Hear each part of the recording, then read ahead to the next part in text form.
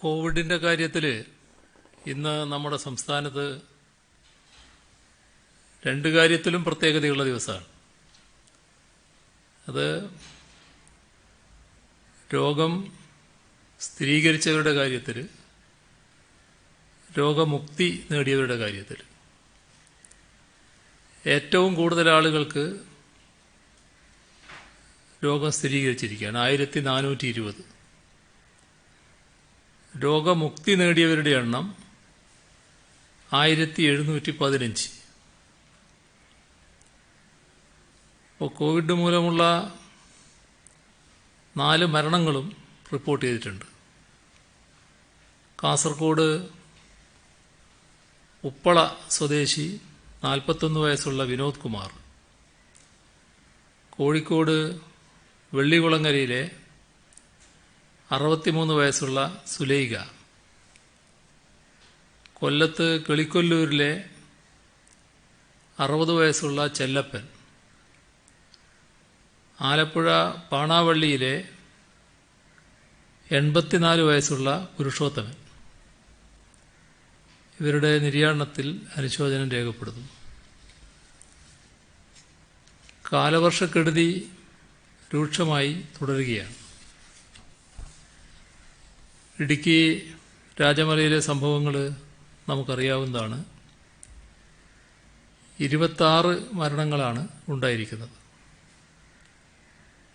ഇന്നലെ 15 മൃതദേഹങ്ങൾ കണ്ടെത്തിയത് റിപ്പോർട്ട് ചെയ്തതാണ്. ഇന്ന് 11 പേരുടെ മൃതദേഹങ്ങൾ കൂടി കണ്ടെടുത്തിട്ടുണ്ട്. അതിൽ 3 പേരെ തിരിച്ചറിഞ്ഞിട്ടില്ല. തിരിച്ചറിഞ്ഞത് രാജ, വിജില 47 വയസ്സ്, കുട്ടിരാജ് 48 വയസ്സ്, പവൻതായി, മണികണ്ഠൻ 30 വയസ്സ്, ദീപക് 18 വയസ്സ്, ഷൺമുഖ അയ്യർ 58 വയസ്സ്, പ്രഭു 55 വയസ്സ്.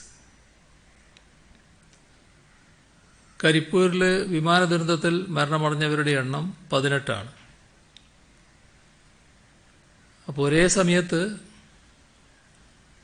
വ്യത്യസ്ത ദുരന്തങ്ങളാണ് നാം അഭിമുഖീകരിക്കുന്നത്. ഇവരുടെയെല്ലാം നിര്യാണത്തിൽ അഗാധമായ ദുഃഖവും അനുശോചനവും രേഖപ്പെടുത്തുന്നു. സമ്പർക്കത്തിലൂടെ കോവിഡ് ബാധിച്ചവരുടെ എണ്ണം 1216 പേരാണ്. അതിൽ ഉറവിടം അറിയാത്തത് 92 പേര്, വിദേശത്ത് നിന്ന് വന്നവർ 60 പേര്, മറ്റ് സംസ്ഥാനങ്ങളിൽ നിന്ന് 108 പേര്, ഹെൽത്ത് വർക്കർമാർ 30 പേരുണ്ട്. കഴിഞ്ഞ 24 മണിക്കൂറിനകം നടത്തിയ പരിശോധന 27,714. തിരുവനന്തപുരം ജില്ലയിലെ കോവിഡ് ബാധിതരുടെ എണ്ണം വർദ്ധിച്ചുകൊണ്ടിരിക്കുകയാണ്. ഇന്ന് 485 പേർക്കാണ് രോഗബാധ സ്ഥിരീകരിച്ചത്. അതിൽ 435 പേർക്ക് സമ്പർക്കം മൂലമാണ്. 33 പേര് രോഗത്തിൻ്റെ ഉറവിടം വ്യക്തമായിട്ടില്ല. 7 ആരോഗ്യ പ്രവർത്തകർക്കും രോഗം ബാധിച്ചിട്ടുണ്ട്. രോഗബാധ നിയന്ത്രിച്ചു നിർത്താൻ സംസ്ഥാന തലസ്ഥാനത്ത് ശക്തമായ ഇടപെടൽ തുടരേണ്ടതുണ്ട് എന്ന് തന്നെയാണ് കാണിക്കുന്നത്. ഇന്ന് 777 പേരുടെ റിസൾട്ട് തിരുവനന്തപുരത്ത് നെഗറ്റീവായിട്ടുണ്ട്. മറ്റ് ജില്ലകളിലെ പോസിറ്റീവായവരുടെ കണക്കെടുത്താൽ കോഴിക്കോട് 173, ആലപ്പുഴ 169, മലപ്പുറം 114, എറണാകുളം 101, കാസർഗോഡ് 73, തൃശ്ശൂർ 64, കണ്ണൂർ 57, കൊല്ലം 41, ഇടുക്കി 41, പാലക്കാട് 39, പത്തനംതിട്ട 38, കോട്ടയം 15, വയനാട് 10. രാജമലയിൽ രക്ഷാപ്രവർത്തനങ്ങൾ ഊർജിതമായി തുടരുകയാണ്. ഹൃദയഭേദകമായ രംഗങ്ങളാണ് അവിടെയുള്ളത്. ഒറ്റയടിക്ക് ഇല്ലാതായിപ്പോയവരുടെ മൃതദേഹങ്ങൾ ഒന്നിച്ച് സംസ്കരിക്കുന്നു. പോസ്റ്റ്മോർട്ടം നടപടികൾ അതിവേഗം നടത്തുന്നുണ്ട്. മരണമടഞ്ഞവരുടെയും പരിക്കേറ്റവരുടെയും കുടുംബങ്ങൾക്ക് എല്ലാവിധ സഹായവും നൽകും. ഇന്നലെ പ്രഖ്യാപിച്ചതാണ് മരണമടഞ്ഞവരുടെ കുടുംബത്തിന് 5 ലക്ഷം രൂപ വീതം അടിയന്തരാശ്വാസം നൽകുമെന്നുള്ളത്. അതേപോലെ തന്നെ ചികിത്സ, ആവശ്യമായ എല്ലാ ചികിത്സയും സർക്കാർ ചെലവിൽ നടത്തും. പ്രകൃതി ദുരന്തത്തിൽ സർവവും നഷ്ടപ്പെട്ടു പോയവരാണ് ഇവർ. അവരെ സംരക്ഷിക്കാനും ആ കുടുംബങ്ങൾക്ക് തുറന്നുള്ള ജീവിതത്തിൽ അത്താണിയാകാനും സർക്കാർ ഒപ്പമുണ്ടാകും. റവന്യൂ മന്ത്രി ഇ ചന്ദ്രശേഖരൻ, വൈദ്യമന്ത്രി എം മണി എന്നിവരവിടെ ക്യാമ്പ് ചെയ്ത് രക്ഷാപ്രവർത്തനങ്ങൾക്ക് നേതൃത്വം നൽകുന്നു. 78 പേരാണ് ദുരന്തത്തിൽപ്പെട്ടത്. 12 പേരെ രക്ഷപ്പെടുത്താനായി. 26 പേരുടെ മൃതദേഹം കണ്ടെത്തി. ബാക്കിയുള്ളവരെ കണ്ടെത്താനുള്ള കഠിന ശ്രമം തുടരുന്നു. രക്ഷാപ്രവർത്തനങ്ങൾക്കാവശ്യമായ സംവിധാനങ്ങൾ ഉറപ്പാക്കിയിട്ടുണ്ട്. പെട്ടിമുടിയിൽ രക്ഷാപ്രവർത്തനവും തെരച്ചിലും രാവിലെ തന്നെ പുനരാരംഭിച്ചു. NDRFന്റെ 2 ടീമുകളാണ് രക്ഷാപ്രവർത്തനത്തിൽ ഏർപ്പെട്ടിരിക്കുന്നത്. പോലീസ്, ഫയർഫോഴ്സ് സേനാംഗങ്ങളും തോട്ടം തൊഴിലാളികൾ ഉൾപ്പെടെയുള്ള നാട്ടുകാരുമുണ്ട്. ഇവരുടേതെല്ലാം സ്തുത്യർഹമായ സേവനമാണ്. കൂടുതൽ മണ്ണുമാന്തി യന്ത്രങ്ങൾ എത്തിയിട്ടുണ്ട്. ഉരുൾപൊട്ടലുണ്ടായ ഭാഗത്ത്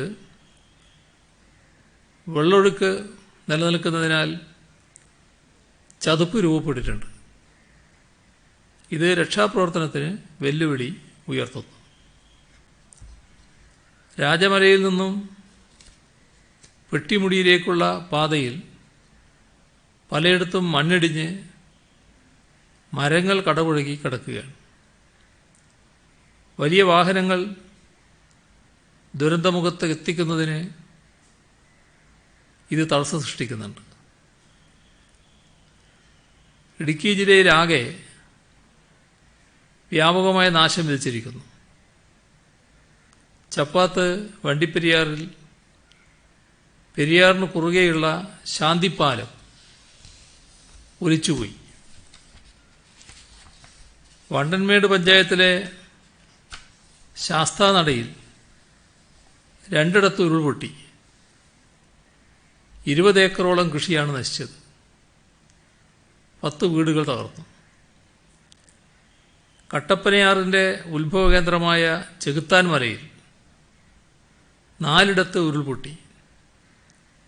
വൻതോതിൽ ഏലകൃഷി നശിച്ചു. കിഴക്കേ മാട്ടുക്കട്ടയിൽ 10 ഏക്കറോളം കൃഷി ഒലിച്ചുപോയി. തേക്കടി കൊച്ചി സംസ്ഥാന പാതയിലെ നിരപ്പേൽക്കട കൊച്ചുപാലത്തിന്റെ പകുതിയോളം ഒലിച്ചുപോയിട്ടുണ്ട്.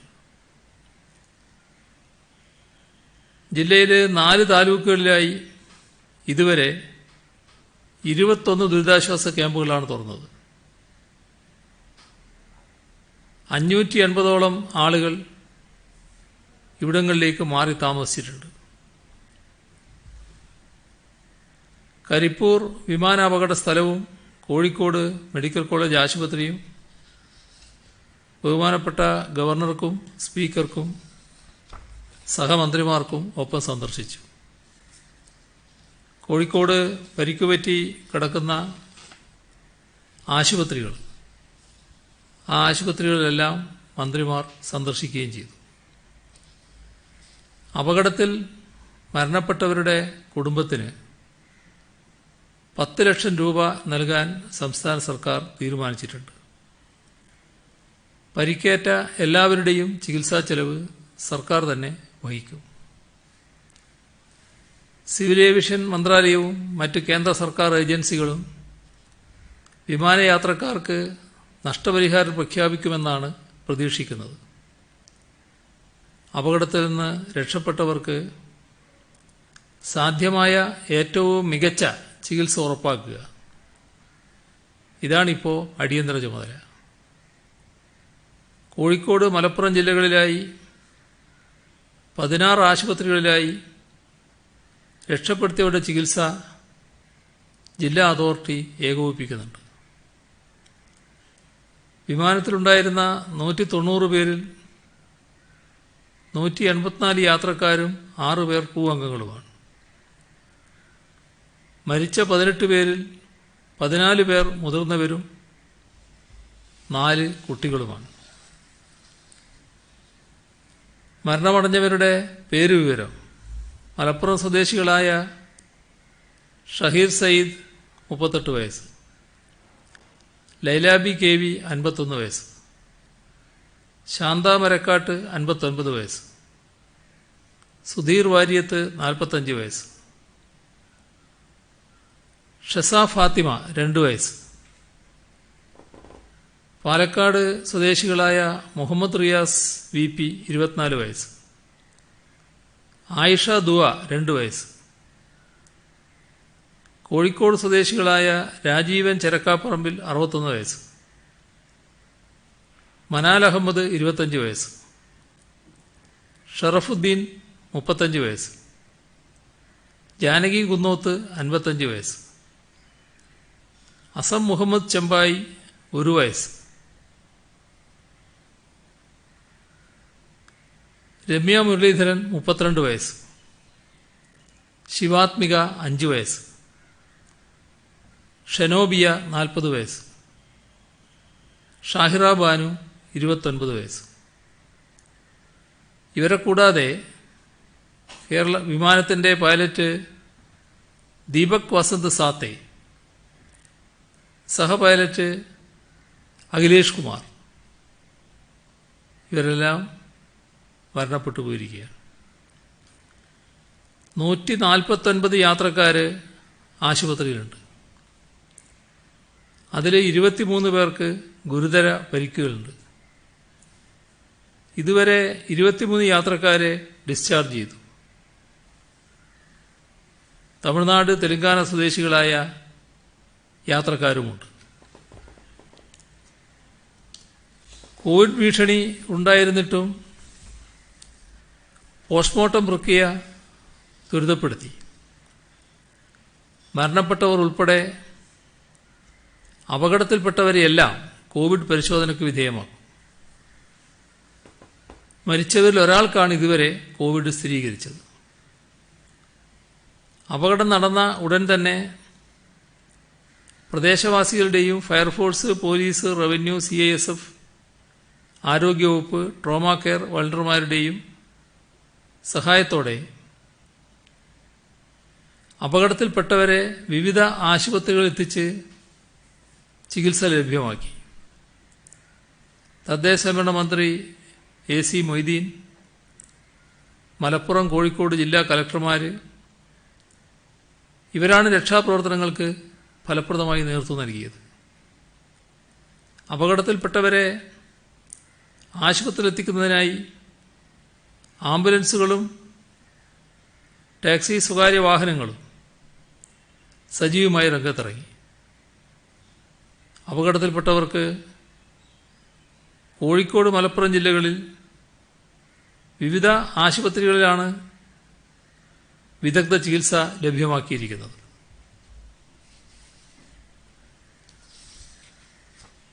വിമാന അപകടം സംഭവിച്ചപ്പോൾ തന്നെ സമീപം താമസിക്കുന്ന പൊതുജനങ്ങൾ, പൊതുപ്രവർത്തകർ ഇവരെല്ലാം സ്തുത്യർഹമായ ഇടപെടലാണ് നടത്തിയത്. രക്ഷാപ്രവർത്തനം അത്ഭുതകരമായ വേഗത്തിലാണ് പൂർത്തിയാക്കിയത്. ഇത്തരത്തിൽ രക്ഷാപ്രവർത്തനത്തിൽ ഏർപ്പെട്ട എല്ലാവരെയും ഹാർദമായി അഭിനന്ദിക്കുന്നു.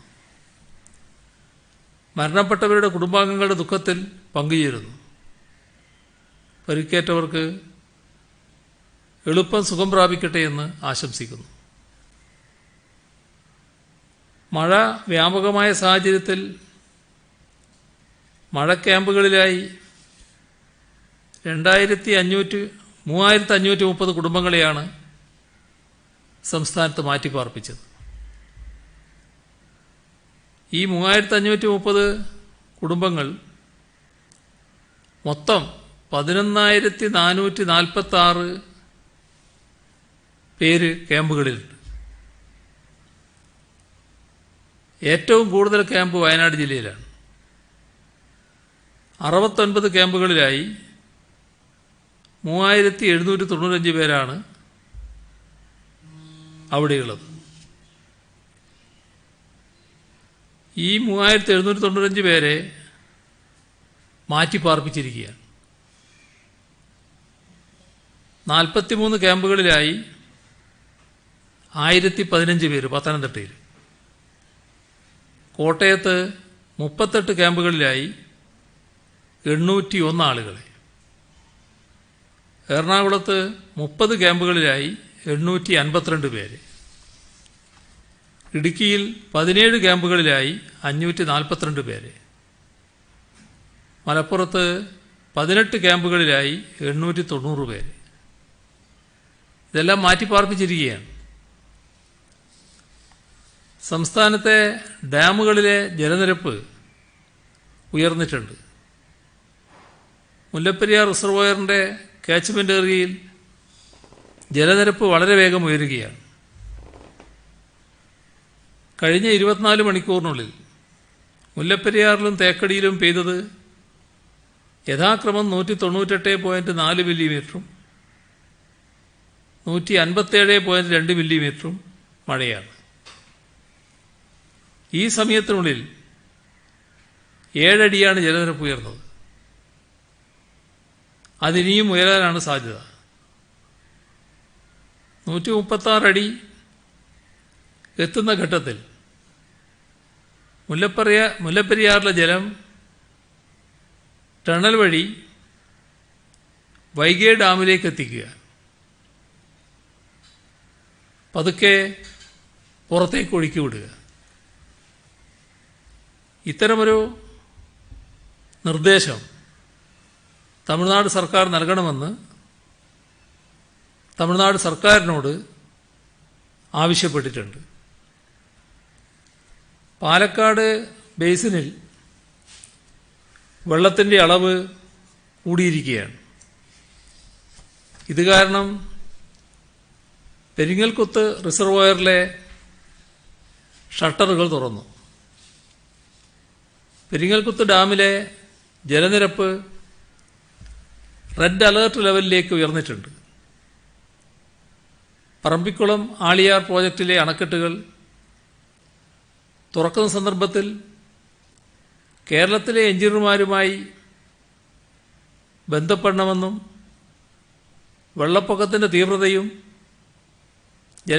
ജലത്തിൻ്റെ ഒഴുക്കും ഉൾപ്പെടെയുള്ള വിവരങ്ങൾ കൈമാറണമെന്നും തമിഴ്നാട് ഗവൺമെൻറ്റിനോട് ആവശ്യപ്പെട്ടിട്ടുണ്ട്.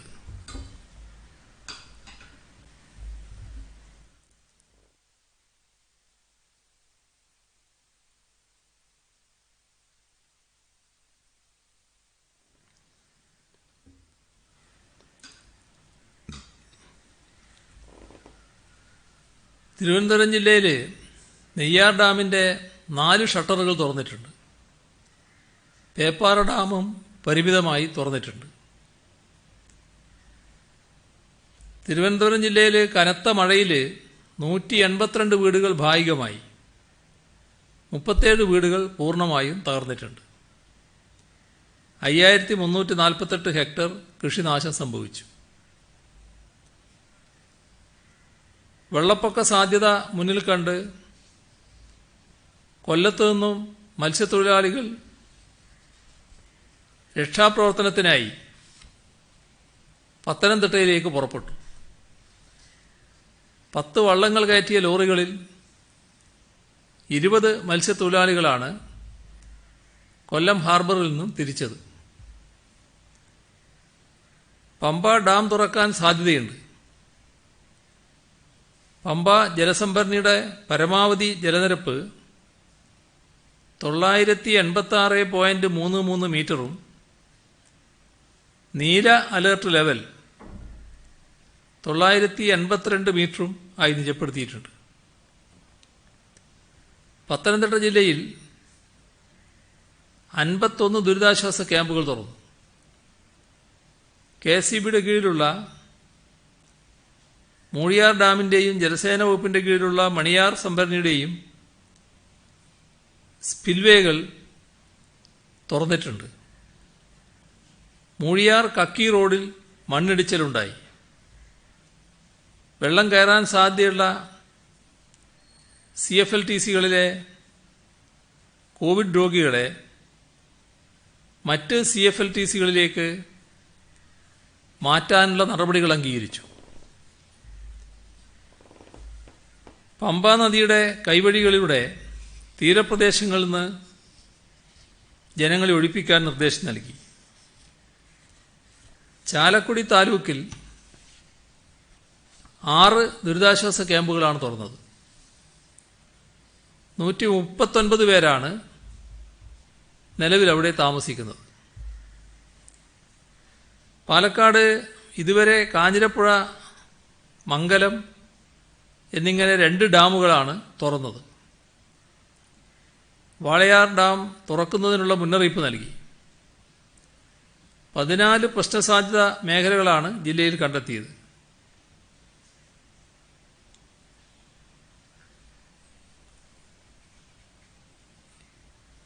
വാളയാർ ഡാം തുറക്കുന്നതിനുള്ള മുന്നറിയിപ്പ് നൽകിയിട്ടുണ്ട്.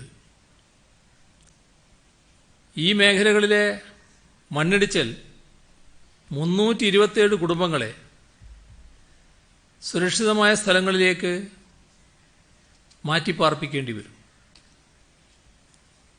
നിലമ്പൂർ മുതൽ നാടുകാണി വരെയുള്ള ഗതാഗതം രാത്രി 8 മുതൽ രാവിലെ 6 വരെ പൂർണ്ണമായും നിരോധിച്ചു. പ്രളയ സാധ്യതയുള്ള പ്രദേശങ്ങളിൽ 209 ബോട്ടുകൾ നേരത്തെ എത്തിച്ചിട്ടുണ്ട്. 9 പ്രദേശങ്ങളിൽ രക്ഷാപ്രവർത്തകരെ വിന്യസിച്ചു. വയനാട് ജില്ലയിൽ വ്യാപക കൃഷിനാശമാണ് ഉണ്ടായത്. 77 ദുരിതാശ്വാസ ക്യാമ്പുകൾ തുറന്നിട്ടുണ്ട്. 1154 കുടുംബങ്ങളിലായി 4072 പേരെ ക്യാമ്പുകളിലേക്ക് മാറ്റി. ഇവരിൽ 2235 പേർ ആദിവാസി വിഭാഗത്തിൽപ്പെട്ടവരാണ്. മഴ തുടരുകയാണെങ്കിൽ ബാണാസുര ഡാം ഷട്ടറുകൾ തുറക്കേണ്ട സാഹചര്യമുണ്ടാകും. അതിശക്തമായ മഴയുണ്ടായാൽ പനമരം പുഴയിൽ ഉണ്ടാകാനിടയുള്ള പ്രളയം ഒഴിവാക്കാൻ കാരാപ്പുഴ ഡാമിൽ നിന്ന് കൂടുതൽ വെള്ളം പുറത്തുവിടേണ്ടി വരും. കണ്ണൂർ ജില്ലയിൽ പ്രധാന നദികളിലെല്ലാം ജലനിരപ്പ് അപകടകരമായ വിധം ഉയർന്നിട്ടുണ്ട്. വളപട്ടണം, മയ്യിൽ, ശ്രീകണ്ഠപുരം തുടങ്ങിയ സ്ഥലങ്ങളിലേക്ക് രക്ഷാപ്രവർത്തനത്തിനായി ബോട്ടുകൾ സജ്ജമാക്കി. ജില്ലയിലെ എല്ലാ ചെങ്കൽ, കരിങ്കൽ ക്വാറികളുടെയും പ്രവർത്തനം ഓഗസ്റ്റ് 14 വരെ വിലക്കി. കാസർഗോഡ് കൊന്നക്കാട് വനത്തിനകത്ത് മണ്ണിടിച്ചിലുണ്ടായി. ആളപായമില്ല. ചൈത്രവാഹിനി പുഴ കരകവിഞ്ഞു. കാലിക്കടവ്, കുന്നുംകൈ റോട്ടിലും പെരുമ്പട്ടയിലും വെള്ളം കയറി. കാര്യങ്കോട് പുഴയിൽ വെള്ളം ഉയരാൻ സാധ്യതയുണ്ട്. വയനാട് ജില്ലയിലെ തൊണ്ടർനാട് ക്ലസ്റ്ററിൽ കോവിഡ് നിയന്ത്രണ വിധേയമായി. അത്തരമൊരു പശ്ചാത്തലത്തിലും കാലവർഷം ശക്തമായ സാഹചര്യത്തിലും കുറ്റ്യാടി ചുരം ഗതാഗതത്തിന് തുറന്നു കൊടുക്കാൻ തീരുമാനിച്ചു.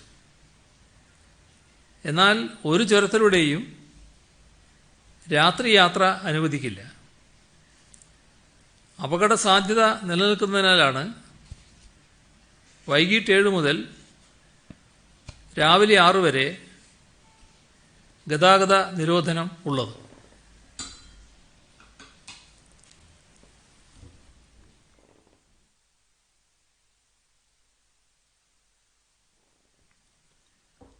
മഴയുടെ കാര്യത്തിൽ അടുത്ത ദിവസങ്ങളിലും അതിതീവ്ര മഴ ലഭിക്കുമെന്നാണ് കേന്ദ്ര കാലാവസ്ഥാ വകുപ്പിന്റെ മുന്നറിയിപ്പ്. അതിന്റെ സാധ്യതയാണ് അവർ ചൂണ്ടിക്കാണിക്കുന്നത്. പൊതുജനങ്ങളോടും സർക്കാർ സംവിധാനങ്ങളോടും ഉരുൾപൊട്ടൽ, മണ്ണിടിച്ചൽ, താഴ്ന്ന പ്രദേശങ്ങളിൽ വെള്ളപ്പൊക്കം ഇതിനെല്ലാം സാധ്യതയുണ്ട് എന്നത് മുന്നിൽ കണ്ടുള്ള തയ്യാറെടുപ്പുകൾ നടത്താനും അതീവ ജാഗ്രത പാലിക്കാനും നിർദ്ദേശിച്ചിട്ടുണ്ട്.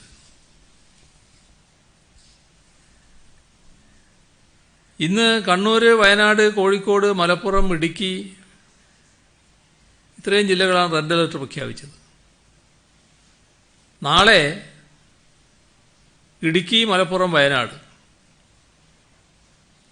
ഈ ജില്ലകളിൽ 24 മണിക്കൂറിൽ 204.5 മില്ലിമീറ്ററിൽ കൂടുതൽ മഴ ലഭിക്കാനുള്ള സാധ്യതയുണ്ട്. അതിതീവ്ര മഴ അപകട സാധ്യത വർദ്ധിപ്പിക്കും. ഓറഞ്ച് അലർട്ട് പ്രഖ്യാപിച്ച ജില്ലകൾ ഇന്ന് പത്തനംതിട്ട, കോട്ടയം, എറണാകുളം, തൃശൂർ, പാലക്കാട്, കാസർഗോഡ് ഇത്രയും ജില്ലകളാണ്. നാളേക്ക് കോഴിക്കോട്, കണ്ണൂർ, കാസർഗോഡ് കൂടി പറയുന്നുണ്ട്. മറ്റന്നാൾ മലപ്പുറവും കണ്ണൂറും. ഒറ്റപ്പെട്ട ഇടങ്ങളിൽ അതിതീവ്രമോ അതിശക്തമായതോ ആയ മഴയ്ക്കുള്ള സാധ്യതയാണ് ഇവിടങ്ങളിലെല്ലാം പ്രവചിച്ചിരിക്കുന്നത്. കേരളത്തിൻ്റെ തീരപ്രദേശങ്ങളിൽ മണിക്കൂറിൽ 50 മുതൽ 60 കിലോമീറ്റർ വരെ വേഗത്തിൽ കാറ്റ് വീശാൻ സാധ്യതയുണ്ട്. അതുകൊണ്ട് മത്സ്യബന്ധനത്തിന് വിലക്ക് ഏർപ്പെടുത്തിയിരിക്കുകയാണ്. ഇത്രയും വിവരങ്ങളാണ് ഇന്ന് പങ്കുവെക്കാനുള്ളത്.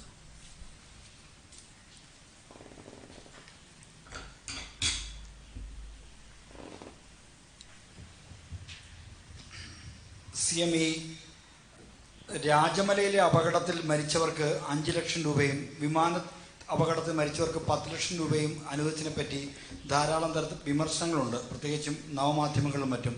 ഇത് ഒരു ഡിസ്പാരിറ്റി ആണെന്നാണ് ആളുകൾ പൊതുവിൽ ചൂണ്ടിക്കാണിക്കുന്നത്. അത് അതിൻ്റെ ശരിയായ വശങ്ങൾ മനസ്സിലാക്കാതെയുള്ള ഒരു വിമർശനം അല്ലെങ്കിൽ വിലയിരുത്തലാണ്. ചിലർ തെറ്റായ ധാരണയുടെ ഭാഗമായിട്ടുള്ള വിലയിരുത്തൽ നടത്തുന്നുണ്ടാവും, ചിലർ ബോധപൂർവ്വം നടത്തുന്നുണ്ടാവും. ഇതിൽ നമ്മൾ കാണേണ്ടത് ഇത് രണ്ടും രണ്ട് രീതിയിലുള്ള ദുരന്തമാണ്.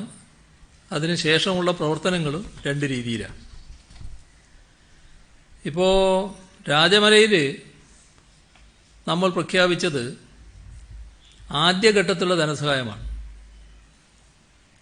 അതോടെ എല്ലാം തീരുകയല്ല. അവിടെ രക്ഷാപ്രവർത്തനം വരെ പൂർത്തിയായിട്ടില്ല. രക്ഷാപ്രവർത്തനം ഇപ്പോഴും നടന്നുകൊണ്ടിരിക്കുകയാണ്.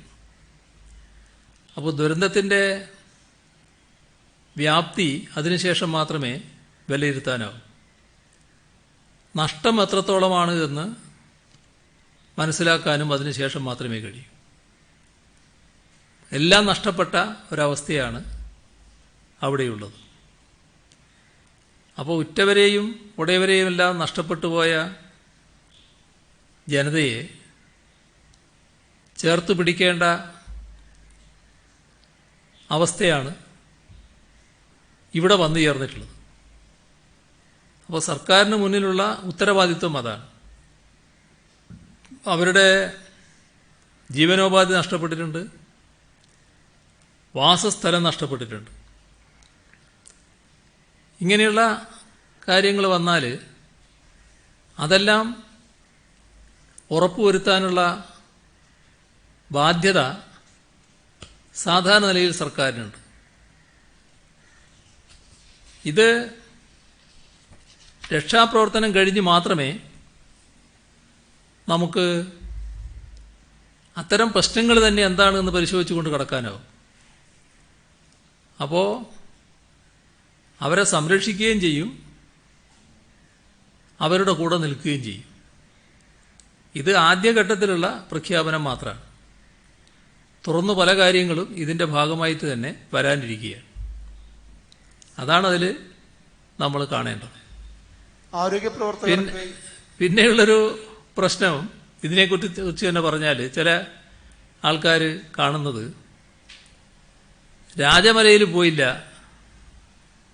അവിടെ മണ്ണിനടിയിൽ കുറേ ആൾ കഴിയുന്നു, ഇവിടെ കോഴിക്കോട് ആശുപത്രിയിലാണ് കഴിയുന്നത്, അവിടെ എന്തിനാണ് ധൃതിപ്പെട്ടു പോയത് എന്ന തരത്തിലുള്ള ഒരു പ്രചരണം.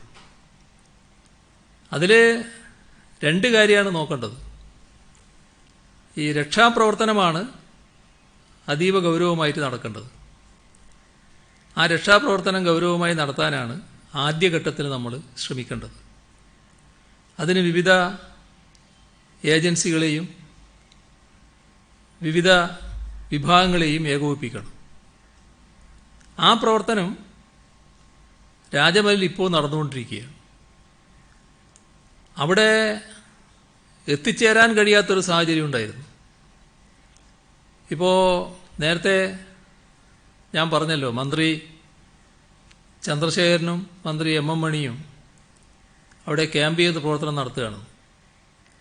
ഈ അപകടമുണ്ടായ ഉടനെ തന്നെ രാജമലയിൽ എത്തിയില്ലെങ്കിലും മൂന്നാറിലെങ്കിലും എത്താൻ കഴിയുമോ, അതിന് പെട്ടെന്ന് തന്നെ എത്തുന്നതിന് ഹെലികോപ്റ്റർ മാർഗത്തിൽ പോകാവുമോ എന്നൊരാലോചന നടത്തിയതാണ്. ഇന്നലെ ഞാൻ കൃത്യമായിട്ട് അത് പറഞ്ഞില്ല എന്നേ ഉള്ളൂ. എന്നാൽ ആ സൂചന എൻ്റെ മറുപടിയിലുണ്ടായിരുന്നു. കാലാവസ്ഥ മോശമാണ്, ഇപ്പം അങ്ങോട്ട് പോകാൻ കഴിയില്ല, കുറച്ച് കഴിഞ്ഞ് പോകാൻ കഴിയുമോ എന്ന് നോക്കി. അപ്പോഴും പറ്റാത്ത നില തന്നെ.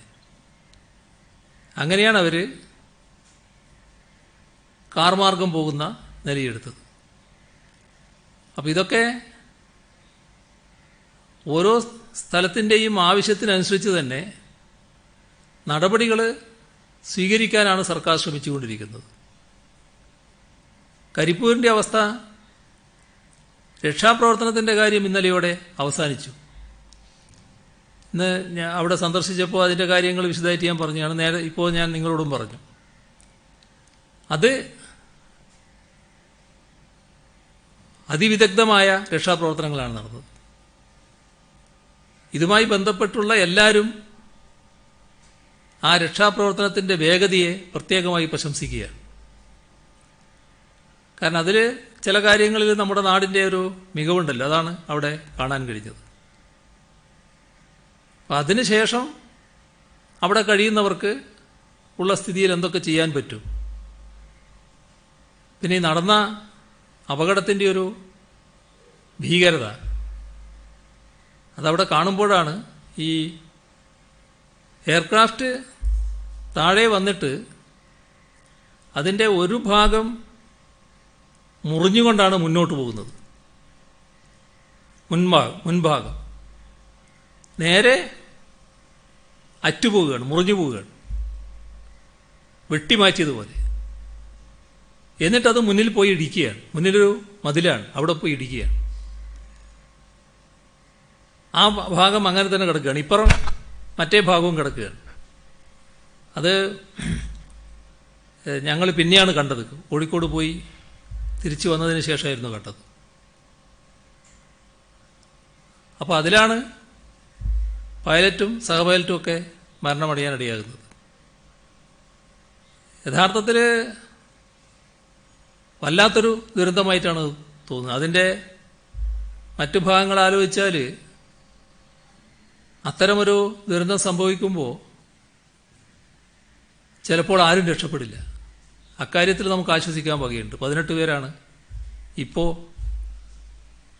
മരണമടഞ്ഞത്.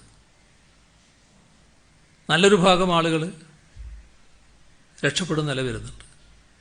പക്ഷെ അപകടത്തിൻ്റെ തോത് വെച്ചാൽ 2 കാര്യം സംഭവിക്കാം. ഒന്ന് കത്താം, മറ്റൊന്ന് വലിയ സ്ഫോടനം നടക്കാം. അത് സംഭവിക്കാത്തത് നമുക്ക് ആശ്വാസകരം തന്നെ. ഇപ്പോൾ രക്ഷാപ്രവർത്തനങ്ങൾ കഴിഞ്ഞതിന് ശേഷം അവിടെയുള്ള കാര്യങ്ങൾ എന്താണ് ചെയ്യാൻ പറ്റുകയെന്ന് നോക്കുന്നതിനാണ് പോയത്. ഇതിനൊരു വേർതിരിവിൻ്റെ പ്രശ്നവുമില്ല. അങ്ങനെ അതിനെ കാണേണ്ടതേയില്ല.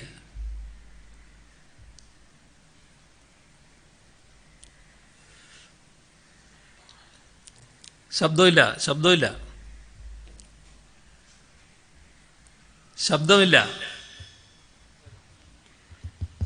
ഇപ്പോൾ ഉണ്ട്. NHM-ലുള്ളവർക്കൊക്കെ ശമ്പളം അലവൻസ് കൂട്ടിക്കൊടുക്കാൻ തീരുമാനമുള്ള CM കഴിഞ്ഞ ദിവസം പറഞ്ഞിരുന്നു.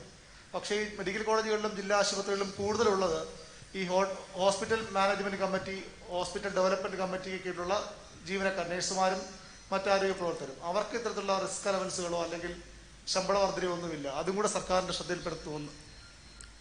അവരുടെ ഒരു പ്രശ്നമുണ്ടായത്, അവരുടെ ഏറ്റവും വലിയ പ്രശ്നമായിട്ട് വന്നത് അത്തരം ജീവനക്കാർക്ക് കുറച്ച് നാളായിട്ട് ശമ്പളം കിട്ടാത്ത അവസ്ഥയുണ്ടായിരുന്നു.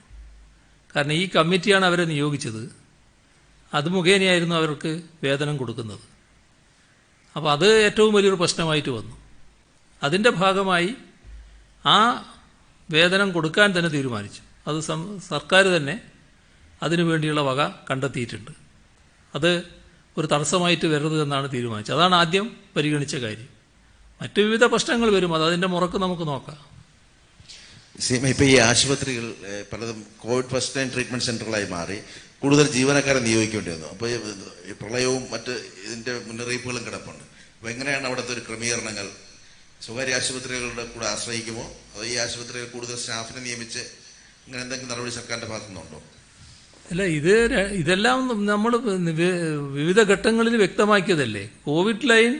Covid first line treatment centre എന്ന് പറയുന്നത് നമ്മുടെ സർക്കാർ നിലയിൽ തന്നെ ഒരുക്കുന്ന സൗകര്യമാണ്. അതിനകത്ത് സ്റ്റാഫിനെ സർക്കാരിൻ്റെ ഭാഗമായി ഇന്നുള്ള വിവിധ ആളുകളെ അങ്ങോട്ട് നിയോഗിക്കും. അതോടൊപ്പം പുതുതായിട്ട് വേണ്ടുന്നവരെ താൽക്കാലികമായി എടുക്കുകയും ചെയ്യും. ഇത് നേരത്തെ വ്യക്തമാക്കിയിട്ടുണ്ട്. അതിൻ്റെ കൂടെ ചില വളണ്ടിയർമാരും ചേർന്നു എന്ന് വരും. ഇതെല്ലാം കൂടി ചേർന്നതാണ് കോവിഡ് ഫസ്റ്റ് ലൈൻ ട്രീറ്റ്മെന്റ് സെന്ററിലെ സ്ട്രെങ്ത്. എന്നാൽ പ്രൈവറ്റ് ആശുപത്രികളുടെ കാര്യത്തിൽ ഇപ്പം തന്നെ വ്യക്തത വന്നു കഴിഞ്ഞിട്ടുണ്ട്. പ്രൈവറ്റ് ആശുപത്രികൾ ഇതിൽ ബന്ധപ്പെടാൻ തയ്യാറായിട്ടുണ്ട്. കാര്യങ്ങൾ ഭംഗിയായിട്ട് അവർ നിർവഹിക്കുമെന്ന് ഏറ്റിട്ടുണ്ട്. ചില ആശുപത്രികൾ പ്രവർത്തനം ആരംഭിച്ചിട്ടുണ്ട്. നേരെ പ്രൈവറ്റ് ആശുപത്രികളിൽ പോയി ചികിത്സിക്കുന്നവരുണ്ട്. സർക്കാർ ചില ഘട്ടത്തിൽ പ്രൈവറ്റ് ആശുപത്രികളിലേക്ക് വിടേണ്ടി വന്നാൽ സർക്കാരും പ്രൈവറ്റ് ആശുപത്രികളിലേക്ക് വിടും. ഈ കാര്യത്തിലെല്ലാം വ്യക്തമായ ധാരണ വന്നു കഴിഞ്ഞിട്ടുണ്ട്. ചോദിച്ചത്, ഇപ്പൊ ഈ പ്രളയം വരുന്നു, അപകട സാധ്യത മുന്നറിയിപ്പുണ്ട്. അപ്പോൾ അത്തരം ചികിത്സയ്ക്ക് ആവശ്യത്തിന് സ്റ്റാഫുണ്ടോ, ബെഡുകളുണ്ടോ? അത് ശരി. പ്രളയവുമായി ബന്ധപ്പെട്ടോ അല്ലെങ്കിൽ കോവിഡ് ഇതര ചികിത്സ ആണ് ചോദിക്കുന്നത്. കോവിഡ് ഇതര ചികിത്സയുടെ കാര്യത്തിൽ നമുക്ക് ഒരു ആശങ്കക്കും വകയില്ല. അത് കോവിഡ് ആശുപത്രികൾ പ്രത്യേകമുണ്ട്. അതല്ലാത്ത ആശുപത്രികൾ അതിന് സജ്ജമാണ്. അത് നമ്മുടെ സർക്കാർ ആശുപത്രികളുമുണ്ട്, പ്രൈവറ്റ് ആശുപത്രികളുമുണ്ട്. അത് രണ്ടിനെയും നമുക്ക് നല്ല നിരക്ക് ഉപയോഗിക്കാൻ കഴിയും. അത് ഇപ്പോൾ നല്ല നിരക്ക് പ്രവർത്തിച്ചു പോകുന്നുമുണ്ട്. അതിൻ്റെ അകത്തൊരു ആശങ്കക്കും വകയില്ല. CM, ഈ തിരുവനന്തപുരത്ത് കാര്യങ്ങൾ കൈവിട്ടു പോകണം. നമ്മൾ ഈ ട്രിപ്പിൾ ലോക്ക്ഡൌൺ തീരപ്രദേശങ്ങളിൽ 1 മാസത്തോളമായി കോർപ്പറേഷൻ വാർഡുകളിൽ ലോക്ക്ഡൌൺ ഉണ്ട്. ഇന്നും 400-ലേറെ കേസുകൾ. തീരദേശ മേഖലയിൽ ദിവസവും പുതിയ കേസുകളുണ്ട്. അപ്പൊ നമ്മൾ ഇവിടെ ഒരു മൊത്തത്തിലൊരു പരാജയപ്പെടുകയാണ് സംവിധാനം എന്ന് തോന്നുന്നുണ്ടോ? അങ്ങനെ കാണേണ്ടതില്ല. ഇതിപ്പോ ഒന്ന് കൈവിട്ടു പോയാൽ പിന്നെ അത് തിരിച്ചു വരണമെങ്കിൽ കുറച്ച് ദിവസം കഴിയും. ആ ദിവസങ്ങൾ കൂടി കണ്ടുകൊണ്ടുള്ളൊരു നടപടിയാണ് ഇപ്പോൾ നമ്മൾ സ്വീകരിച്ചു വരുന്നത്. അതിന് ഫലമുണ്ടാകുമെന്ന് തന്നെയാണ് പ്രതീക്ഷിക്കുന്നത്. ഇന്നലെ ഞാൻ പറഞ്ഞതാണത്. നമുക്കത് ഫലമുണ്ടാക്കാൻ കഴിയും, നല്ലതുപോലെ നിയന്ത്രിക്കാൻ കഴിയുമെന്ന് തന്നെയാണ് കാണുന്നത്. പക്ഷേ നല്ല ജാഗ്രതയും സഹകരണവും എല്ലാവരുടെയും ഭാഗത്തുനിന്ന് വേണം. ഞങ്ങൾക്ക് രോഗമൊന്നും വരില്ല എന്ന് ചിന്തിച്ചുകൊണ്ട് നടക്കാൻ പാടില്ല. അങ്ങനെ ചിന്തിക്കുന്ന പലർക്കും രോഗം ഇപ്പോൾ വരുന്നുണ്ട്. അപ്പോൾ അത് വരാതിരിക്കാനുള്ള സഹകരണം എല്ലാവരുടെയും ഭാഗത്തുണ്ടാവണം. നമുക്ക് ഒന്നിച്ച് നീങ്ങിയാൽ ഇതിനെ തടുത്തു നിർത്താൻ തന്നെ കഴിയും. CM ഈ കരിപ്പൂർ വിമാനത്താവളത്തിലെ എന്തെങ്കിലും തരത്തിലുള്ള അടിസ്ഥാന സൗകര്യങ്ങളുടെ കുറവ്, ഈ ടേബിൾ ടോപ്പ് എയർപോർട്ട് എന്ന് പറയുമ്പോൾ സുരക്ഷാ മാനദണ്ഡങ്ങളിൽ എന്തെങ്കിലും വീഴ്ചകൾ, ഇതെന്തെങ്കിലും ഉണ്ടായതായിട്ട് ഉള്ളൊരു പ്രാഥമികമായ വിലയിരുത്തൽ CMന്റെ ശ്രദ്ധയിൽ വന്നിട്ടുണ്ടോ? കേന്ദ്ര ഏജൻസികൾക്കൊപ്പം തന്നെ സംസ്ഥാന സർക്കാർ ഈ കാര്യങ്ങൾ പരിശോധിക്കുകയും എന്തെങ്കിലും മാറ്റങ്ങൾ ആവശ്യമുണ്ടോ എന്നുള്ളത് പരിശോധിക്കുകയും ചെയ്യുമോ? ഇതിപ്പോൾ DGCA ഫലപ്രദമായൊരു അന്വേഷണം അതുമായി ബന്ധപ്പെട്ട് നടത്തുന്നുണ്ട്. കരിപ്പൂർ എയർപോർട്ടിൻ്റെ മറ്റു പ്രശ്നങ്ങൾ നേരത്തെ തന്നെ കേന്ദ്ര ഏജൻസികളും സംസ്ഥാന സർക്കാരും ശ്രമിച്ചു വരുന്നതാണ്. കുറച്ചുകൂടി സ്ഥലമെടുത്ത് അതിന് ചില സൗകര്യങ്ങൾ ഉണ്ടാക്കണമെന്നുള്ളത്. അതിൻ്റെ ഭാഗമായുള്ള ചില ശ്രമങ്ങൾ നേരത്തെ മുതൽ തുടങ്ങിയിട്ടുണ്ട്. പക്ഷേ സ്ഥലമെടുക്കുന്നതിൽ ചില പ്രശ്നങ്ങൾ അവിടെ നേരത്തെ മുതൽക്കേ ഉണ്ടായിരുന്നു. ഏതായാലും ഈ അന്വേഷണത്തിൻ്റെ ഭാഗമായി എല്ലാ കാര്യങ്ങളും പുറത്തു വരുമെന്നാണ് തോന്നുന്നത്. തിരുവനന്തപുരം പുല്ലുവിളയില് അവിടുത്തെ CFLTCക്ക് നേരെ വലിയൊരു ആക്രമണം ഉണ്ടായി. അവിടുന്ന് ഈ CFLTC മാറ്റണം എന്നാവശ്യപ്പെട്ടുകൊണ്ടാണ് ആക്രമണം ഉണ്ടായത്. അവിടെ സ്ത്രീകളെയും കുട്ടികളെയും അടക്കം അവർ മർദ്ദിക്കുകയും ചെയ്തിരുന്നു. അത് എന്ത് വകയാണ് അങ്ങനെ ഒരു സംഭവം ഉണ്ടാകുന്നതെന്ന് മനസ്സിലാകുന്നില്ല. CFLTC എവിടെ വേണം എവിടെ വേണ്ട എന്ന് ഓരോ ആളുകളും കൂടി തീരുമാനിക്കാൻ പുറപ്പെട്ടാൽ വലിയ വിഷമാവും. നമുക്ക് ചികിത്സാലയങ്ങൾ എല്ലായിടങ്ങളിലും വേണം. ചികിത്സാലയം ഒരിക്കലും രോഗം പടർത്തുന്ന കേന്ദ്രമല്ല, രോഗം ചികിത്സിച്ച് ഭേദമാക്കാനുള്ള കേന്ദ്രമാണ്. അതെല്ലാ ആളുകളും മനസ്സിലാക്കണം. ആരുടെയെങ്കിലും ദുർബോധനത്തിന് ഇരയായി അല്ലെങ്കിൽ തെറ്റായി കാര്യങ്ങൾ ധരിച്ച് അതിനെയൊന്നും എതിർക്കാൻ പുറപ്പെടരുത്. എന്തിനേയും എതിർക്കാമെന്നൊരു ധാരണയിൽ നമ്മുടെ ആളുകൾ എത്താൻ പാടില്ല. CFLTC എന്നത് നമ്മുടെ നാട്ടിലെ രോഗവ്യാപന തോത് വർദ്ധിച്ചതിൻ്റെ ഭാഗമായി പ്രാഥമിക ചികിത്സ ഒരുക്കാൻ കണ്ടെത്തിയ കേന്ദ്രമാണ്. അത് നാടിന് ഏറ്റവും ഒഴിച്ചുകൂടാത്തൊരു കാര്യമാണ്. അതിനെ എതിർക്കുന്നു എന്ന് പറയുന്നത്, അല്ലെങ്കിൽ അതിന് നേരെ ഒരു ആക്രമണം നടത്താൻ പുറപ്പെടുന്നു എന്ന് പറയുന്നത് ഏറ്റവും കടുത്ത സാമൂഹ്യ ദ്രോഹമായിട്ട് മാത്രമേ പരിഗണിക്കാൻ പറ്റൂ. അത്തരം ആളുകൾ അതിൽ നിന്ന് അടിയന്തരമായിട്ട് പിന്തിരിയണം. അങ്ങനെ ഒരു നിലപാട് സ്വീകരിക്കാൻ പാടില്ല. അവിടെയുള്ളവരെ അങ്ങനെ ഒരു നിലപാടെടുത്തിട്ടുണ്ടെങ്കിൽ ആ നിലപാടെടുത്തവർ ചുരുക്കം പേരായിരിക്കും. അവരതിൽ നിന്ന് പിന്തിരിയണം. മറ്റൊരു പ്രദേശത്തും ഇത്തരത്തിലൊരു നിലപാടും ഉണ്ടാകാൻ പാടില്ല എന്നാണ് അഭ്യർത്ഥിക്കാനുള്ളത്. CM, ഈ മത്സ്യബന്ധനത്തിന് ഇനി എപ്പോഴാണ് അനുമതി കിട്ടുന്നത് എന്ന് പറയാൻ കഴിയുമോ? അതായത് ട്രോളിംഗ് നിരോധനം കഴിഞ്ഞപ്പോൾ 7-ാം തീയതി, 9-ാം തീയതി, ഇപ്പോൾ 11-ആയി. അപ്പം ഈ മത്സ്യബന്ധനത്തിന് എന്ന് പോകാനാവും? ഇപ്പൊ അതിനുവേണ്ടിയുള്ള സജ്ജീകരണങ്ങൾ ഒരുക്കി ഇവർ കാത്തിരിക്കുകയാണ്. പക്ഷെ ഇവർക്ക് പോകാൻ കഴിയുന്നില്ല. വേണ്ട കാര്യങ്ങളൊന്നും ചെയ്തിട്ടില്ല എന്നാണ് പറയുന്നത്. ഈ മൂന്ന് ഘട്ടങ്ങളിലായിട്ട് ഐസും മറ്റുമൊക്കെ കയറ്റി ട്രോളിംഗ് ബോട്ടുകളിൽ ആളുകൾ തയ്യാറായിരിക്കുന്നു.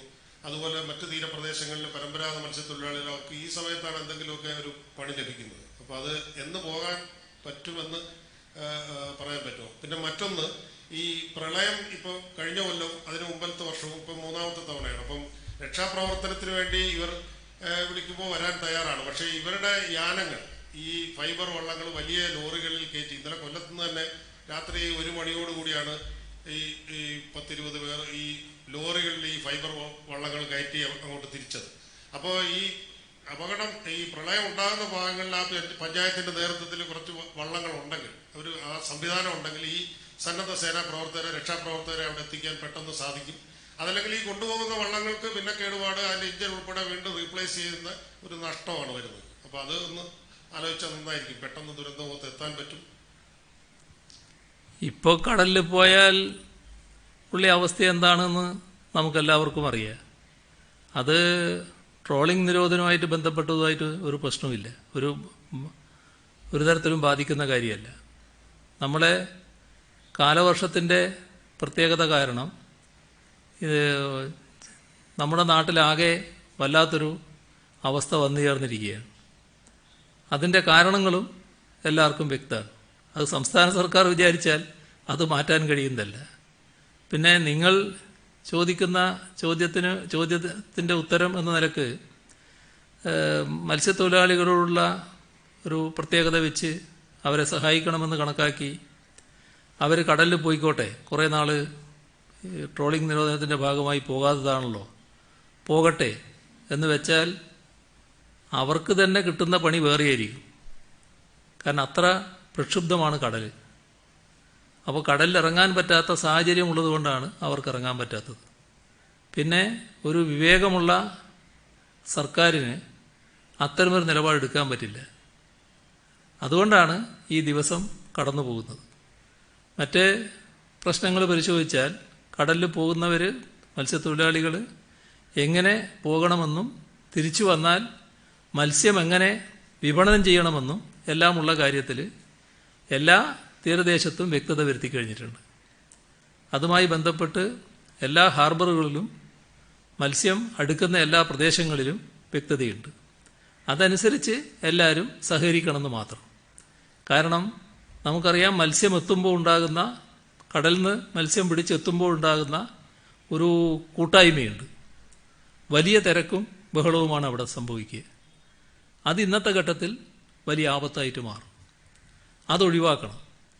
എന്നാൽ മത്സ്യത്തൊഴിലാളികൾക്ക് അവർ കൊണ്ടുവരുന്ന മത്സ്യത്തിന് ന്യായമായ വില കിട്ടുകയും വേണം. അതിനുള്ള ക്രമീകരണം ഇപ്പോൾ മത്സ്യവകുപ്പ് തന്നെ നേതൃത്വം കൊടുത്തുകൊണ്ട് ഉണ്ടാക്കി കഴിഞ്ഞിട്ടുണ്ട്. അപ്പോൾ ഒരാശങ്കയും ആ കാര്യത്തിൽ ഉണ്ടാകേണ്ടതായിട്ടില്ല.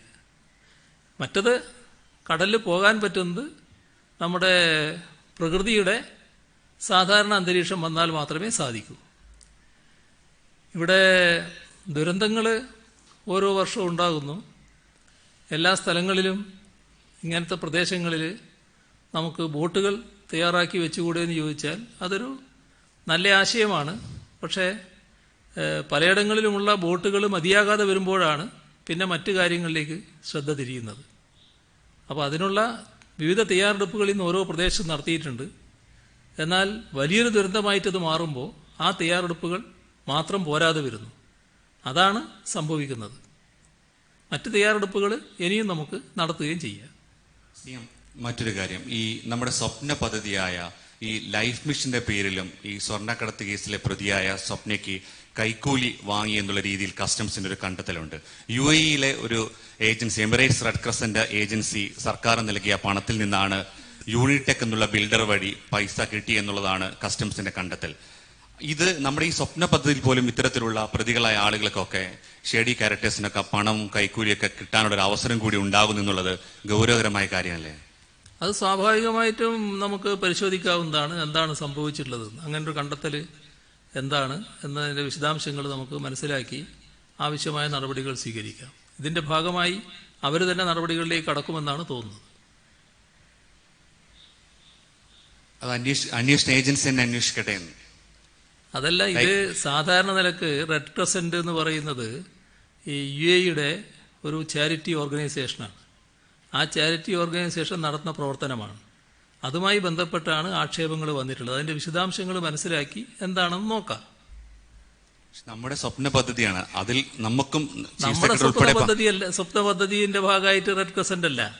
നമ്മുടെ സ്വപ്ന പദ്ധതിയുടെ ഒരു ഭാഗമായി കാര്യങ്ങൾ കുറെ നടക്കുന്നു. നേരത്തെ ഇവിടെ സഹായിക്കാൻ അവർ തയ്യാറായിരുന്നു. ആ സഹായിക്കാൻ തയ്യാറായപ്പോൾ ആ സഹായം നമുക്ക് സ്വീകരിക്കാൻ പറ്റിയിരുന്നില്ല. അപ്പോൾ ഇത്തരമൊരു പദ്ധതിയിൽ അവർ സഹായം ചെയ്യാൻ തയ്യാറായി മുന്നോട്ട് വന്നിരുന്നു. അതിൻ്റെ ഭാഗമായി അവർ ചില കാര്യങ്ങൾ ചെയ്തിരുന്നു. അവർ നേരിട്ടാണ് കാര്യങ്ങൾ ചെയ്തിരുന്നത്. സ്ഥലമാണ് നമ്മൾ അനുവദിച്ചിരുന്നത്. മറ്റ് ഒരു കാര്യവും നമ്മൾ ഇടപെട്ടതല്ല, നമ്മുടെ സർക്കാർ ഏജൻസികൾ മുഖേനയല്ല. എന്നാൽ ഈ വന്ന കാര്യങ്ങൾ വെച്ചുകൊണ്ട് എന്താണെന്ന് മനസ്സിലാക്കി മാത്രമേ മറ്റു കാര്യങ്ങളിലേക്ക് നമുക്ക് കടക്കാൻ പറ്റൂ.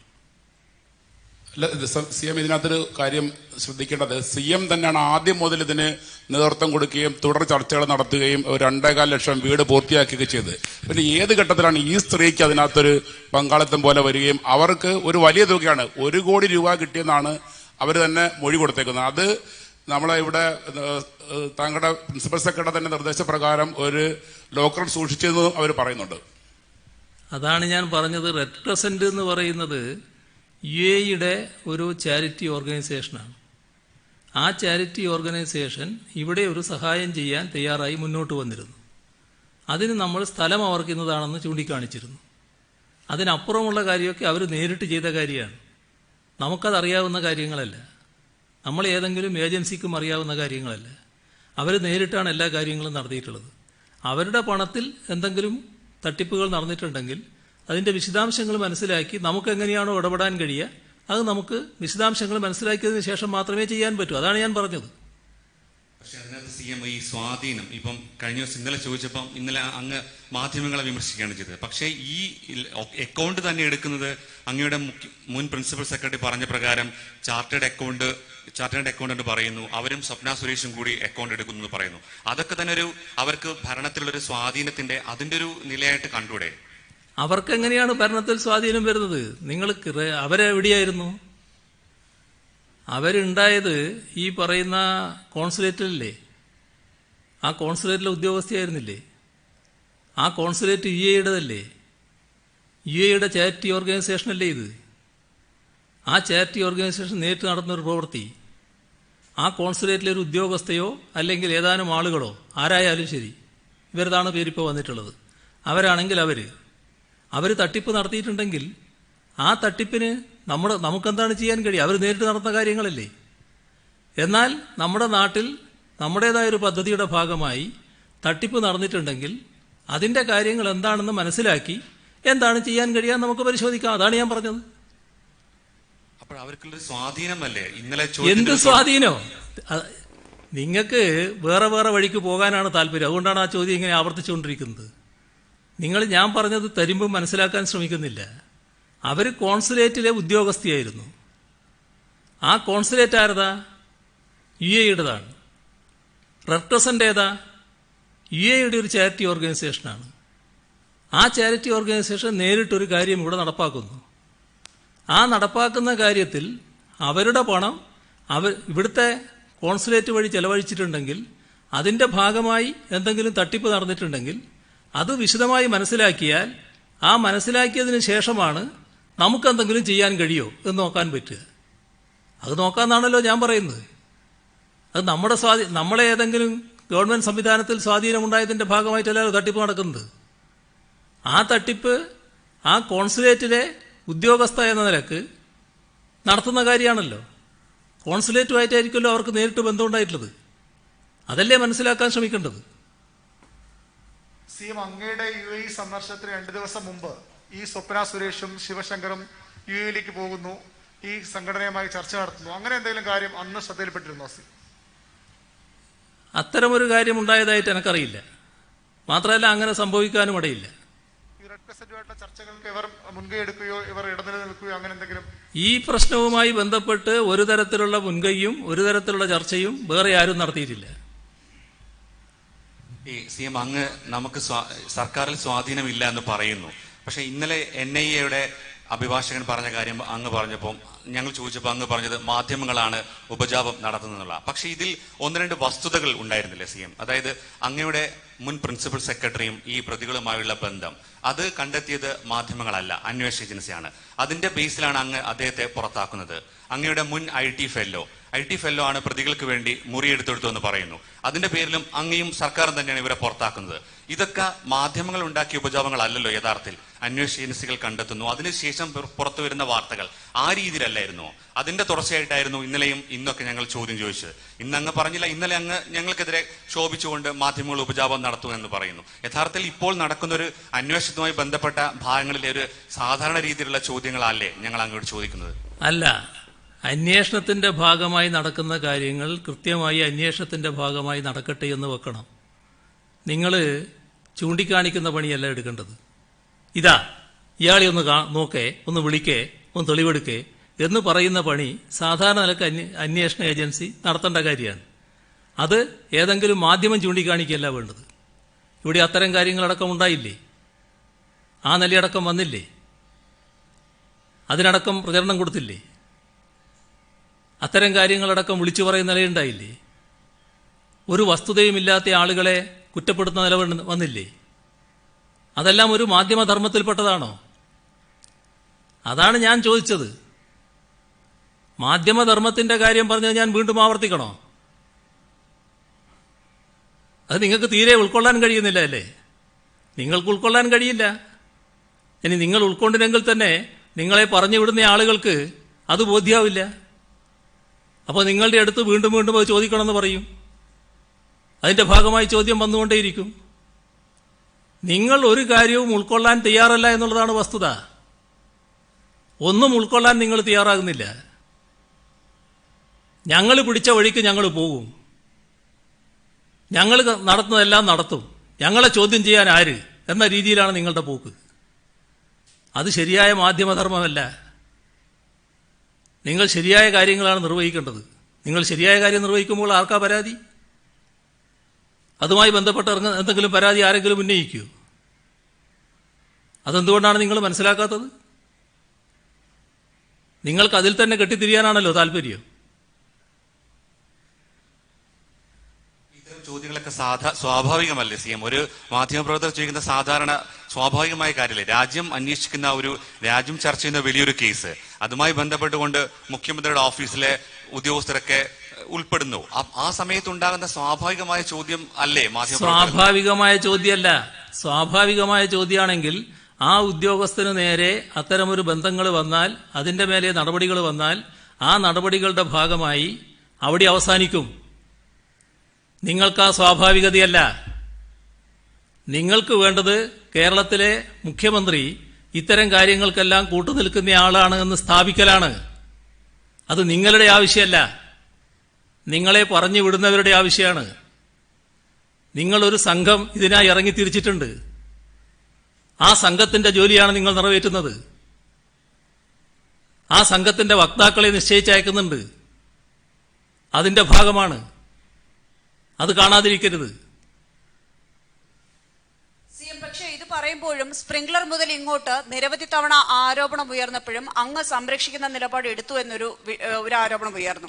ഈ ഒരു സാഹചര്യത്തിലാണ് ഏറ്റവും ഒടുവിൽ ശിവശങ്കർ IAS-മായി ബന്ധപ്പെട്ട ഈ ആരോപണങ്ങളും കസ്റ്റംസും അടക്കം രംഗത്തേക്ക് വരുമ്പോൾ, അന്വേഷണം വരുമ്പോൾ വിവാദങ്ങൾ കൂടുതലുണ്ടാകുന്നത്, മുഖ്യമന്ത്രിയുടെ ഓഫീസ് കേന്ദ്രീകരിച്ച് കാര്യങ്ങൾ ഉരുത്തിരിയുന്നത്. ചോദ്യം ചോദിച്ചില്ല, താങ്കൾ പറയുന്നു ഇത് മാധ്യമങ്ങൾ ഇത് പ്രശ്നമുണ്ടാക്കിയതിനെ തുറന്നാണെന്ന്. പക്ഷെ തുടക്കം മുതൽ തന്നെ മാധ്യമങ്ങൾ ചൂണ്ടിക്കാണിച്ചിരുന്നു, പ്രതിപക്ഷം ചൂണ്ടിക്കാണിച്ചിരുന്നു. സ്പ്രിംഗ്ലർ മുതൽ ഇങ്ങോട്ട് പലയിടത്തും ഇദ്ദേഹത്തിന്റെ വഴിവിട്ട ഇടപെടലുകൾ ഉണ്ട് എന്ന ആരോപണം. പക്ഷെ അവിടെയൊന്നും നടപടികൾ ഉണ്ടാകാത്തത് കൊണ്ടല്ലേ ഏറ്റവും ഒടുവിൽ ഇത്രയും വലിയൊരു പ്രശ്നമായി ഇത് മാറിയത്? ഒരു പ്രശ്നം ഉണ്ടാകുന്നത് സ്വാഭാവികമായി ചൂണ്ടിക്കാണിക്കുന്നതും പിന്നീടൊരു തെറ്റായ കാര്യം നടന്ന് അതിന്റെ മേലെ നടപടി വരുന്നതും രണ്ടും രണ്ടാണ്. സ്പ്രിംഗ്ലറിന്റെ മേലെയുള്ള പ്രശ്നങ്ങൾ ഇപ്പോഴും കോടതിയുടെ മുന്നിൽ നിൽക്കുകയാണ്. ആ പ്രശ്നത്തിൽ മറ്റ് നിലപാടുകളൊന്നും വന്നു കഴിഞ്ഞിട്ടില്ല. നടപടി വന്ന ഏത് കാര്യത്തിലാണ്? നടപടി വന്നത് ഇദ്ദേഹത്തിന് മറ്റ് ചില വഴിവിട്ട ബന്ധങ്ങളുണ്ടായി എന്ന് പരസ്യമായി ആക്ഷേപം വന്നു. അതിൻ്റെ മേലെ ഒരു മുഖ്യമന്ത്രിയുടെ സെക്രട്ടറി ആയിരിക്കുന്നയാൾ അത്തരത്തിലൊരു നിലപാട് സ്വീകരിക്കാൻ പാടില്ല എന്നതിൻ്റെ അടിസ്ഥാനത്തിലാണ് നടപടിയിലേക്ക് പോയത്. അതിൻ്റെ തുടർച്ചയായി കാര്യങ്ങൾ പരിശോധിച്ചപ്പോൾ അദ്ദേഹം ചെയ്യാൻ പാടില്ലാത്ത കാര്യങ്ങൾ ചെയ്തിട്ടുണ്ട്. അതിന് സസ്പെൻഷനും വന്നു. ഇതല്ലേ ഉണ്ടായത്? എന്താണ് നിങ്ങൾക്കത് കാണാൻ പറ്റാത്തത്? അത് മനസ്സിലാക്കാനേ കഴിയുന്നില്ലല്ലോ. നിങ്ങളിൽ ചിലരുടെ മാധ്യമങ്ങൾക്ക് പ്രത്യേകമായ ചില ഉദ്ദേശങ്ങളുണ്ട്. ആ ഉദ്ദേശങ്ങൾ അതിൻ്റെ രീതിയിൽ പുറത്തു വരുന്നതാണ്. അതിൻ്റെ പിന്നിൽ കളിക്കുന്നവരുണ്ട്. അതെന്താണ് മനസ്സിലാക്കാൻ പറ്റാത്തത്? അങ്ങനെയാണെങ്കിൽ ഈ ഒരു മാസം മുമ്പ് വരെ ഈ മാധ്യമങ്ങളെല്ലാം തന്നെ താങ്കളെ വല്ലാതെ പുകഴ്ത്തിയാണ് റിപ്പോർട്ടുകളെല്ലാം കൊടുത്തിട്ടുള്ളത്. താങ്കൾ ഇന്നലെ പേരെടുത്ത് പറഞ്ഞ പല മാധ്യമങ്ങളും അതിനകത്ത് ഒരു കാര്യം, ഒരു മനോരമ പത്രത്തിന്റെ ഒരു കാര്യം പറഞ്ഞ് പിണറായിയാണ് താരം എന്നാണ് അവരൊരു വാർത്ത കൊടുത്തത്. അന്ന് ഈ അട്ടിമറി ശ്രമത്തെക്കുറിച്ച് താങ്കൾക്ക് ഒരു പരാതി ഉണ്ടായിരുന്നില്ല. എത്രയോ പത്രം, പിന്നെ പിണറായി എന്ന് പറയുന്ന ഒരു ലോകം അറിയപ്പെടുന്ന ബ്രാൻഡ് നെയിം ആണെന്ന് വരെ വാർത്ത ഇവിടെ കൊടുത്ത ആളുണ്ട്. അന്നൊന്നും ഒരു മാസം മുമ്പ് വരെ താങ്കൾക്ക് ഈ പരാതിയേ ഉണ്ടായിരുന്നില്ല. ഇത്തരം ഒരു പ്രശ്നം വന്നപ്പോഴാണല്ലോ ഇത്തരം ചോദ്യങ്ങളും സംസാരങ്ങളും ഉണ്ടായത്.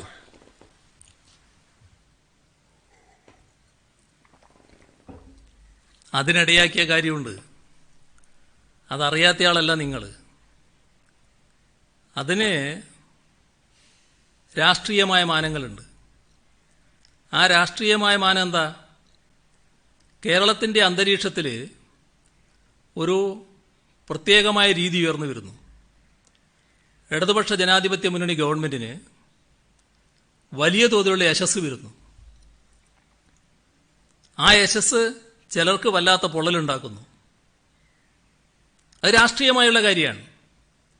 രാഷ്ട്രീയമായി അതിനെ നേരിടാൻ കഴിയില്ല. രാഷ്ട്രീയമായി നേരിടാൻ കഴിയാതിരിക്കുമ്പോൾ മറ്റുപജാപങ്ങളിലൂടെ നേരിടണം. അതിന് വേണ്ടത് ഈ ഗവൺമെന്റ് എന്ന് പറഞ്ഞാൽ പഴയ അതേ നിലയിലുള്ള ഗവൺമെന്റാണ്. ഇന്നത്തെ മുഖ്യമന്ത്രി എന്ന് പറഞ്ഞാൽ പഴയ മുഖ്യമന്ത്രിയുടെ അതേ രീതിയിലാണ്. ഇന്നത്തെ മുഖ്യമന്ത്രിയുടെ ഓഫീസ് എന്ന് പറഞ്ഞാൽ പഴയ മുഖ്യമന്ത്രിയുടെ ഓഫീസിനെ പോലെ തന്നെയാണ്. ഇന്നത്തെ മുഖ്യമന്ത്രിയുടെ വാസസ്ഥലം എന്ന് പറഞ്ഞാൽ പഴയ മുഖ്യമന്ത്രിയുടെ വാസസ്ഥലം പോലെ തന്നെയാണ്. ഞാൻ എണ്ണി പറയണോ ഓരോന്നും എന്തായിരുന്നു എന്ന്, പഴയതെന്തായിരുന്നു എന്ന്? ആ വൃത്തികെട്ട കഥകളിലേക്ക്, ആ നിലയിലേക്കാണ് ഇന്ന് നമ്മുടെ കേരളത്തിലെ മുഖ്യമന്ത്രിയും മുഖ്യമന്ത്രിയുടെ ഓഫീസും പോകുന്നത് എന്ന് ചിത്രീകരിക്കുന്നത് എന്തിനാ? നിങ്ങൾക്കാർക്കെങ്കിലും അങ്ങനെ ഒരു വിശ്വാസമുണ്ടോ? ഞാൻ പറയട്ടെ, എന്താ തിരക്ക്? നിങ്ങൾക്കെന്താ അത്ര ധൃതി വരുന്നത്? നിങ്ങൾക്കെന്തിനാ അത്ര ധൃതി? ഞാൻ പറയട്ടെ, എല്ലാം ചേർത്ത് പറയാ, ഇതെല്ലാം കേൾക്ക്, അത് വരുന്നുണ്ടോ എന്നുള്ളത്. നിങ്ങൾക്കാർക്കെങ്കിലും അങ്ങനെ ഒരു ചിന്തയുണ്ടോ? നിങ്ങൾക്കാർക്കെങ്കിലും അങ്ങനെ ഒരു വിലയിരുത്തലുണ്ടോ? എന്തുകൊണ്ടാണ് അങ്ങനെ വന്നത്? രാഷ്ട്രീയമായി ഈ LDF ഗവൺമെന്റിനെ അങ്ങേയറ്റം അപകീർത്തിപ്പെടുത്തണം. ആ അപകീർത്തിപ്പെടുത്താൻ എന്താ മാർഗം? അതിന് പല വഴികൾ ആലോചിച്ചിട്ടുണ്ട്. അതിന്റെ ഭാഗമായി ഒരുപാട് മാർഗങ്ങൾ സ്വീകരിക്കുന്നുണ്ടാവും. അതിൽ അവർ മാത്രമല്ല, ഇന്നത്തെ പ്രൊഫഷണലിസം എന്നത് സാധാരണ പ്രൊഫഷണലിസം മാത്രമല്ലല്ലോ. പ്രൊഫഷണലിസം പലതരത്തിൽ ഉപയോഗിക്കുമല്ലോ. അപ്പൊ അപകീർത്തിക്കപ്പെടുത്താൻ എങ്ങനെ സാധിക്കുമെന്നതിനും പ്രൊഫഷണലിസം ഉപയോഗിക്കും. അങ്ങനെ ഉപയോഗിക്കുന്നുണ്ട്. അതിന്റെ ഭാഗമായി അതിന്റെ കൂടെ ചേരാൻ കുറച്ച് മാധ്യമങ്ങളും തയ്യാറായിട്ടുണ്ട്. ചില മാധ്യമങ്ങൾ അതിന് തയ്യാറായിട്ടുണ്ട്.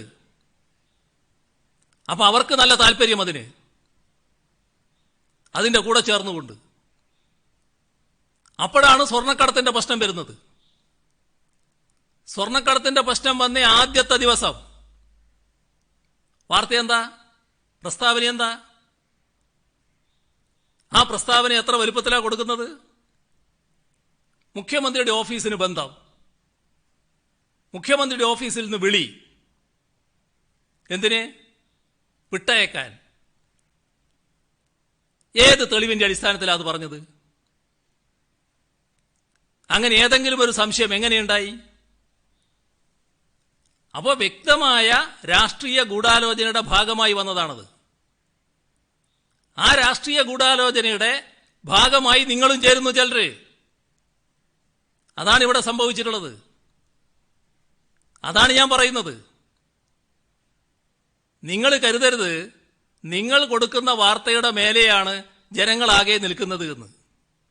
ജനങ്ങൾ എല്ലാ കാര്യങ്ങളും ശരിയായി വിലയിരുത്തുന്നുണ്ട്, ശരിയായി മനസ്സിലാക്കുന്നുണ്ട്. അതിൽ തന്നെയാണ് എനിക്ക് വിശ്വാസം. അതുകൊണ്ട് തന്നെയാണ് നിങ്ങൾ തെറ്റായ വാർത്തകൾ കൊടുക്കുമ്പോഴും ബോധപൂർവം തെറ്റായി കാര്യങ്ങൾ ചിത്രീകരിക്കാൻ ശ്രമിക്കുമ്പോഴും ഒരു തരത്തിലുള്ള മനഃശാഞ്ചല്യവും ഇല്ലാത്തത്. അത് മനസ്സിലാക്കണം. ശരി, അപ്പൊ സമയം കഴിഞ്ഞു പോയി. ഇനി നമുക്ക് പിന്നെയാകാം.